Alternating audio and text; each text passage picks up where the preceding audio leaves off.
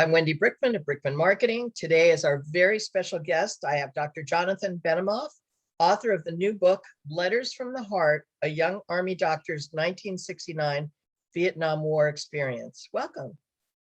Thank you. So please tell us a little bit about your background. I understand you grew up in New York City.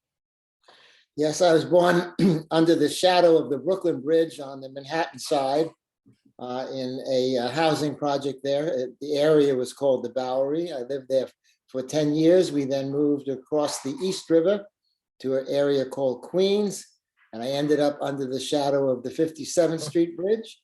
I went to college at the New York City College. I went to all public schools, including college. But when I finished college, I had good enough grades to get into medical school. I didn't know that I wanted to be a doctor, but I thought I'd give it a try. It seemed like a good idea to go to Los Angeles. USC was willing to take me, so I went. And on day number one, we had anatomy class, and anatomy, most people think is very boring. But on that day, I fell in love with medicine, and I knew I wanted to be a doctor. And I then spent the next 4 years in medical school at USC in Los Angeles, which brings us to 1967. Okay, and then what happened? I spent 1967 to 1968 interning, as every doctor has to do, at the Los Angeles County General Hospital. And at the end of that year, I had been dating my wife, Sherry, for 3 years. And at the end of that year, which brings us to 1968, Sherry and I married. I did not know what specialty to go into. And in 1968, as many may remember, the Vietnam War was approaching its peak in intensity. And I thought that I would get my my armed services commitment out of the way. So I joined the Army. I could have gone into a specialty, but I figured I'd get my armed services commitment out of the way. And they asked me if I would like to be an anesthesiologist. And that sounded pretty good. And so I said yes, but little did I know that that was an automatic ticket to Vietnam. And 3 months later, I was on my way. Unbelievable. So I did not want to go, and I did not know that I was going to go, but there I was. There were my orders. Surprise. So how did your new book, Letters from the Heart, A Young Army Doctor's 1969 Vietnam War Experience, come to be? Well, we recently moved from San Diego to San Clemente area. And in the move, we came across a box. And I asked my wife what was in the box. And she said, those are all the letters you wrote me from Vietnam. There were 282 of them. Neither of us had looked at them in the 54 years that had transpired. So I said, well, let's read them together. And we began to do so. They're fairly substantial letters. So we only read about 5 to 10 letters a day, and began taking some notes and realizing that I had really a very unique experience, and that some commentary was necessary to explain it. The idea was we were going to package these letters up and give it to our children and grandchildren, and that was it. But once I began writing commentary on what all of this meant, it began to strike us that maybe there was a book here, that it was substantial enough, and that other people other than our family would be interested in what happened to me that year. Absolutely. So you were kind enough to take photos at the time, and we have a number of photos to share, and we're going to do that right now. It brings it quite to life. So this is the title of the book. And we'll be going down here. So this is the cover of the book. Tell us a little bit about what the cover means. Well, the cover actually shows a lot of what's in the book. Mm-hmm. In the lower right-hand corner, it shows a little soldier is shooting, and a soldier is then injured, and you move around clockwise from 5 o'clock to 7 o'clock, and you see the injured soldier is being medevaced out of the war with a helicopter, being brought to the operating room, which is where I was providing anesthesia. and at the end of my tour of duty surgery to these injured soldiers. It was a very difficult time, a very dangerous time. It involved a tremendous amount of work. And because of that, I was awarded a Bronze Star, but also because it was a very dangerous situation. I could not avoid getting injured, so I got a Purple Heart. And on the left-hand side of the book is the back cover, and it says a lot of what I just said. Right. What amazed me too is you didn't just take care of Vietnam. I mean, you didn't just take care of American soldiers, did you, in Vietnam? No, there were plenty of South Vietnamese regular army soldiers that we took care of, North Vietnamese regular soldiers, the Viet Cong, and very sadly, many children and mothers who lived in orphanages. The orphanages were often attacked. So we took care of a lot of civilians too. Yeah, that was very kind of Americans and you. So here she is, not knowing what's going to happen to you and to her. Right. This was before we got married.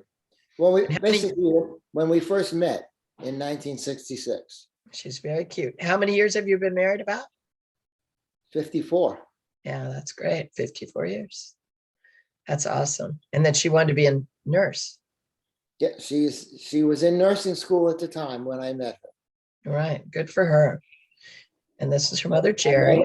I met her on a ward where diabetic patients were being taken care of. Right. And I was a medical student learning how to take care of those patients. And she was a nurse, a nursing student learning how to take care of those patients. And you asked her for some brochures or something? Oh, I tried to get her to go out with me 2 or 3 times, but she refused the first 2 or 3 times. But, being a New Yorker, I'm very persistent. Yes. And prevailed to get a date. Very good. So here she is when she graduated in 66. Yep. And here you are in medical school. Yep. You look familiar. I was around. I wasn't downtown too much, but I was in LA then. It's an interesting time in the 60s. Yes, very. Yeah. And there's very volatile. Yeah. There's the LA County General Hospital. It's still there? I'm not sure. Me neither. I know it's probably still standing, but I think the medical school and all the patients have been moved to new buildings. Yeah. I don't think that building is actually being used, at least not for medicine. Yeah, I'll check it out. And here you are getting married. Where'd you get married? In Los Angeles. Yeah, great. We honeymooned in the Lake Tahoe area. Right. Not too far from us. Okay. So this picture shows you now you're in Vietnam. You were drafted, you're in Vietnam in 1969. And you miss her. Yes. In fact, I tried to have a local artist make a picture of her, and that's what I'm holding. It wasn't very good. So I'm not looking too happy as I'm viewing the artwork by this local artist. Well, you tried. That's the point. I tried. And you were writing each other 282 letters, which are fascinating to read. And she was sending you pictures and you were sending her pictures. Correct. So luckily you're a carpenter. Well, yes, we had to make our own cubby holes for clothes and a tabletop for a desk and, whatever you needed to carry out the activities of daily living. In the jungle. Well, I lived in a place called the fire base, which the way the Army levels everything. Oh. There are no trees or anything. It's all just dirt and mud, and it's flat. And on top of that was built little wooden huts, and they were called hooches. And I lived in a hooch that could have 4 beds and a little personal area next to each bed, and I'm sitting by my little personal area next to my cot inside my hooch. Yeah, it's not the Ritz-Carlton. No. Huh. So You ought to see the outhouse out behind it. yeah, I'd rather not. Okay, so here's, so this is an interesting diagram. I love this in the book. So talk us through this. I can't really point on this, can I? No, but you can tell me or tell Well, us. smack dab in the very, very center of the picture, you see the words "my hooch" and a Yes. little black box. Right. And that's the center of my universe. Now, if I walk out of my hooch and go to the main unpaved road next to my hooch and walk towards the top of the picture, I'm heading to, that's right, I'm heading towards the emergency room, the intensive care unit, the ward beds, the PACU, where the patients come in on one side of the road. And on the other side of the road is 4 operating rooms. And that would be about 50 yards, 100 yards from my hooch. Okay. And the red spots where it has X1 through X6 is where big rockets landed during my year in Vietnam. Very scary. So some of them came pretty close. Yeah. And when they would bomb, you would go underground or? Yes. Yeah. Yes. If you see, my hooch was bunkered on all sides. And so I could, we had little trapdoors in the walls of the hooch, and you could just roll out of bed, roll through the trapdoor and get into the bunker. Or I had a choice, I could run across the road, and across the road was an officers club, and it was an underground bunker. So one of those 2 places, which is where I tried to go when we got rocketed and attacked, which was reasonably frequent. The alarms went off maybe on average every 2 or 3 days. We were hunkered down in a bunker. Yeah, there's the jungle and there's the perimeter fence. Yeah. On the other side where it says jungle, yeah, down towards the bottom of the picture would be a mountain called Hamburger Hill. Yeah. And that was the site of some famous battles. And my MASH unit, which you see where the emergency room and the ICU and the ward beds are and the ORs, that's my MASH unit. And the helicopters would bring the soldiers, injured soldiers there. This area, this hospital serviced all the battles involving Hamburger Hill. Which if you see the movie, it's frightening. Because, okay, this is an interesting one too. This is my hooch, and you can see the 4 pots in the 4 corners of the wooden hut, really. Oh, there you are. On each side you see there's a floor trap. You can roll through a trap door into a bunker, 3-foot deep bunker trench right outside the trap. And outside the deep trench is 4-foot high sandbags. So it offered pretty good protection as the rockets came in. Yeah. Doesn't seem, it seems very vulnerable to me, but Well, nobody survives direct hits. Right. As you put in your letters, if somebody hits you on the head or you're running, yeah, if it comes down on top of your head, you're dead. right. So this is some of your buddies. Yeah, some of my hooch mates, and in the background is a bunkered hooch. And since one of them is carrying a sledgehammer, I think we were probably working on building the strength of our bunkers. We spent a lot of time doing that, because good bunkers mean maybe you'll be alive, and bad bunkers mean maybe you're going to be dead. So exactly. Well worth your while to make good bunkers. Yeah, absolutely. There's the front door of the hooch. Yeah. little Playboy symbol on the door. And there's a sign over the door. You can't see it, but it says long timers zone or short timers zone, depending on how many days you had left. But you could see the 4-foot high sandbags that, and just inside those sandbags are the 3-foot deep trench. So from top to bottom, you had 10 feet of protection over your head. And we got into those bunkers either running from the front door in there or through the trap doors on the side of on the walls of the hooch. About how many times during that year did you enjoy the trenches?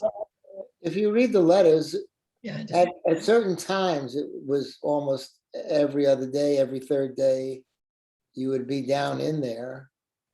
I wrote in one of my letters, that's when I wrote the letters to Sherry. I took a flashlight and wrote some letters or read a book until told to do otherwise. How long were you staying there? In one of the letters, I described the fact that we were in the middle of being rocketed, and the Viet Cong were attacking from the jungle that you showed in the other picture. And I had to run basically through the battle to get to the ORs because I had to take care of patients. Right. So it was a very, very unusual situation. Here you are in operating clothes. Yes, standing in front of the hooch. What's next to you, those bags? Those are the sandbags. Okay. That were the bunker. In garbage bags, even. Oh, No, they're not garbage bags. They're canvas bags. They're okay, actually good, very tough bags. good. Mm. And it was hot? Well, it was either, if you, in the letters I described, many, many days. We don't experience this here in the United States, but it was 120 degrees on many, many days. And that's what I wrote in the letters. And if you haven't been in 120-degree heat, you're, With humidity. and when the monsoons came, it was very, very humid. Yeah, It was it's either raining and cold or hot and humid. but now it's a vacation destination. I guess there's a season you go. Yeah, well, that's very hard for me to understand. That's not something I can do. No, you don't have to. And there you are in your uniform. Yep. No. This is, so that's, what's that room? This is a very large tent. And you can see the ribs of the tent behind me and another doctor who I worked with a great deal. And inside this huge tent, there were no doors in there. It was just a very big tent. And we had our intensive care unit in there, our emergency room, our post-anesthesia care unit. We really didn't have ward beds. We got them, they came in and we got them out as fast as we could. But that's where we did a lot of saving lives inside that tent. Some of the people could not make it to the OR. We had to take care of them and even operate on them out on the landing pad inside this big tent. They couldn't make it to the OR. So we did what we had to do. Yeah, And you had to make quick decisions. I bet. So there's the helicopter that would bring them in from the jungle or Hamburger Hill or wherever. Right. And I had to transport many patients because they might die if they were unattended. And so I had to transport patients out to, there were 2 hospital ships that lay offshore right where we were. They were called the Sanctuary and the Repose. They belonged to the Navy, but we, that was one of our primary evacuation spots, was from onshore by helicopter to the Navy ships offshore, especially if they needed more complicated brain surgery that we could not do in the heat of battle. Right, here we go. Yeah. This just shows a helicopter approaching the Navy ship. I ended up spending a full week on this ship because the anesthesiologist on this ship slipped a disc and had severe back and leg pain, and he was their only anesthesiologist. So they frantically called on shore. They got me, and I spent what ended up being a very different week from the other 51 weeks I was there on a hospital ship. Believe me, it's quite a bit different. They got air conditioning. Oh, goodness. And good meal, good food. Yeah, I know. But you couldn't stay there the whole time? You couldn't transfer there? Oh, no, I was an Army doctor, and they were waiting for another Navy anesthesiologist to get there. Right, I see. I came home thinking powdered eggs was the most wonderful food in the world. That makes it easy for Sharon. You could take a tablespoon of powdered eggs, add some water, and you've got 50 eggs. Yeah, wow, delicious. So you're doing how do you say allergic? I ate a lot of what was called LURPS, LURPS, long range utility reconnaissance packages, which had raisins in them, biscuits, easily maintained stuff. And Hebrew National Salami from Well, Sherry. we did have a mail service, and I could ask Okay. my wife, and she would constantly send me stuff, and most of the time it got through, and most of the time it was edible, and that was absolutely a gift from heaven. Absolutely. I was so thrilled to read that because it just gave you a little taste of home. Plus she made cookies. And the recipe for the Oh, yeah. cookies are in the book. You That's have to right. buy the book for the recipe. She made the world's greatest chocolate oatmeal chocolate chip cookies. Yeah, that's wonderful. Oatmeal banana chocolate chip cookies. Yeah, that's a very unique combination. It's Thank great. goodness. She still makes them today. Great. All right, so here you're getting a patient ready for surgery. Yes, And here you're working on one of the young boys. yes. Yeah. In general, Same, taking care of a patient during general anesthesia and surgery on his body. would there be like 4 doctors like this or 4 or 5 doctors? Well, it looks like there's 3 doctors operating on the surgical field. I am by myself in the anesthesia area. Okay. There might be a corpsman in the background. Yeah. When he's lying down prone. Yes, this is just administering anesthesia and taking care of a patient who obviously is going to have an operation somewhere on the back of his body. Are those machines effective? Yes, they did the job. They were extremely simple. They were very portable.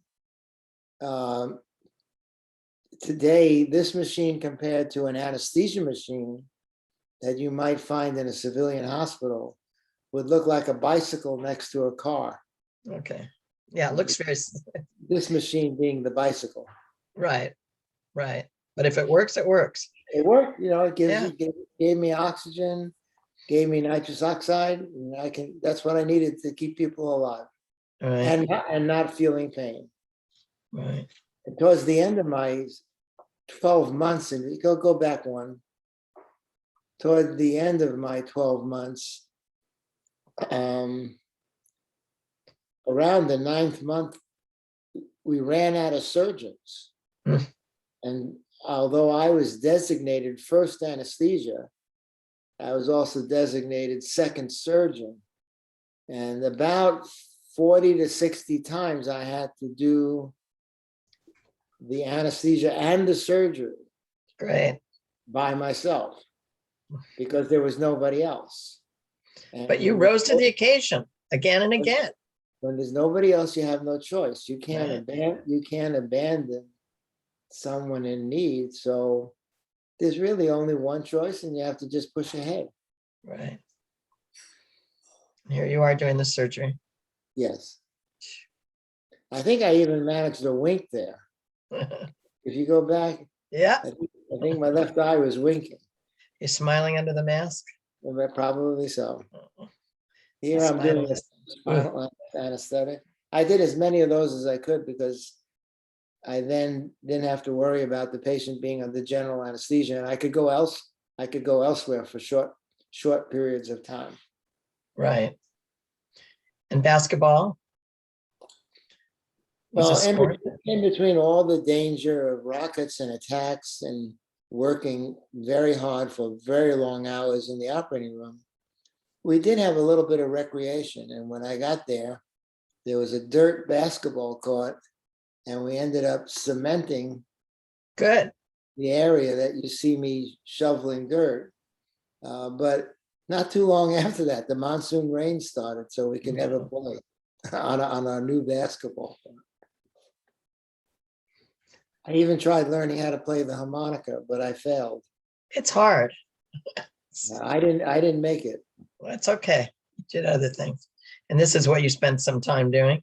I did a lot of studying because when I went to Vietnam, I had 3 months of training.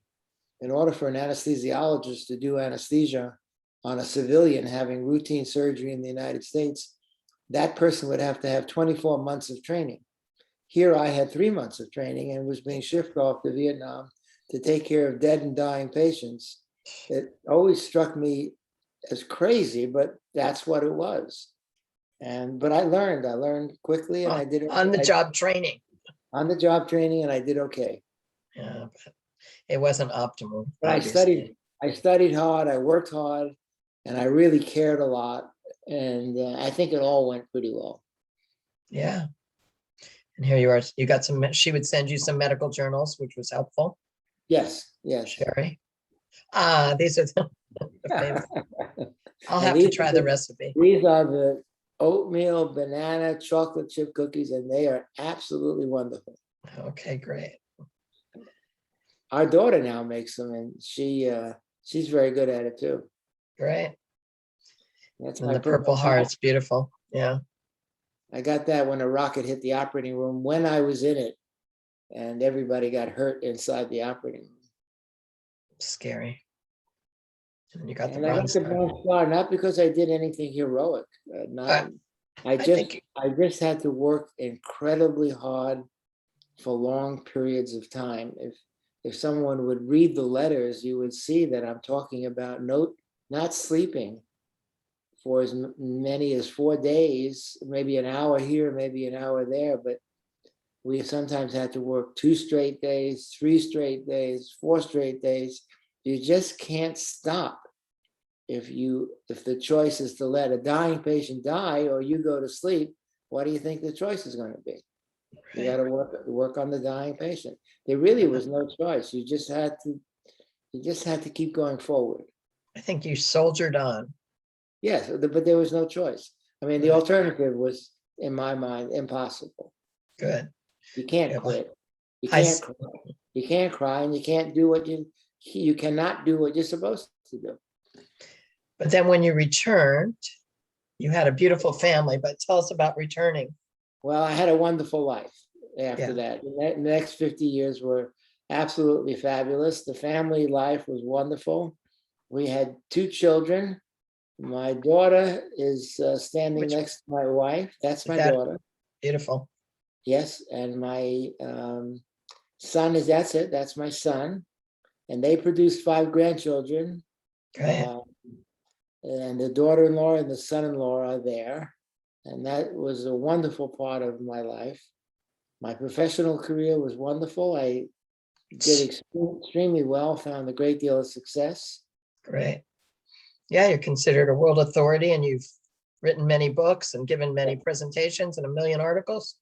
I subsequently produced 8 textbooks in anesthesia and hundreds of articles that doctors found worthwhile in telling them how to practice anesthesia. So I became famous. Yeah. And here's your lovely wife today. Yep. And this book is a message of hope, because against all those horrible conditions and odds, you survived and thrived. Well, I always had the hope that I would be able to return back to a normal life. Sherry was like a beacon of light Yeah, from a lighthouse on a dark ocean, right. or you might say a North Star to get back to in a dark sky. It was always Exactly. very bright in my mind. This is where I want to go back.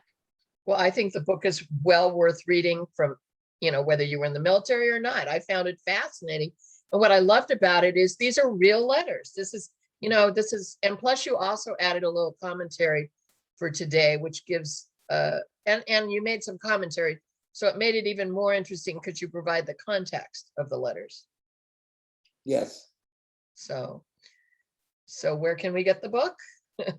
Well, it says at Barnes and Noble, they've been very responsive. Amazon, of course, and independent book distributors. Exactly. Great. Well, thank you so much for sharing your time with us today. And I know everyone who reads the book is loving it. So I hope many, many more people will read the book. So enjoy the rest of your life, but we'll talk soon.